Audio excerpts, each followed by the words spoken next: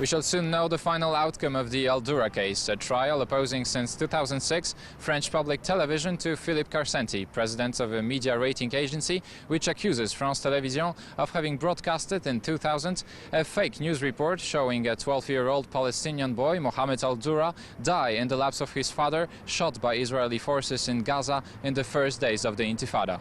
It was first in November 2004 that Philippe Karsenty publicly stated that the report was a fake and the boy's death staged. The father and the boys, they claim that they got 15 bullets, I would say high-velocity bullets, machine guns bullets, coming from the Israeli soldiers.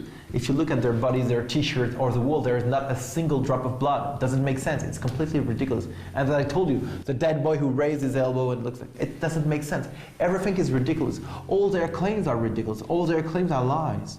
After the boy was supposedly shot, lying dead on his father's legs, the first controversy is brought by this image, showing the boy move his right elbow.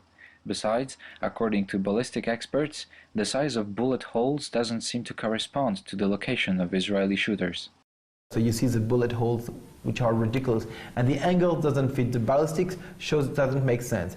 And something very interesting, before going to the image which goes afterwards, is that the doctor who got the body tells us that he got the dead body of the boy at 10 a.m. in the morning. 10 a.m. in the morning, but the shooting starts at 3 p.m. So the boy was already dead at the hospital at 10 a.m., then alive at 3 p.m., then dead at 3:45 p.m. Doesn't make sense. France Television refused to answer our questions nor respond to these allegations. Meanwhile, Philippe Karsenty has been sued for slander. First condemned in 2006, discharged 2 years later, he will now face the Supreme Court. Even if he doesn't win the case, Karsenty considers he's already won in some way. It was good in terms of putting pressure on the media. They knew that now that they're not alone and they can accuse anyone of anything. They know that there are some people watching them, and I think it's important. We are all over the world a big watchdog. Whatever the final verdict might be, it will not determine whether or not the report was a hoax. After 7 years of legal procedures, French media seem to have lost interest in the case, and as to its impact on the work of journalists in general, it still remains to be seen.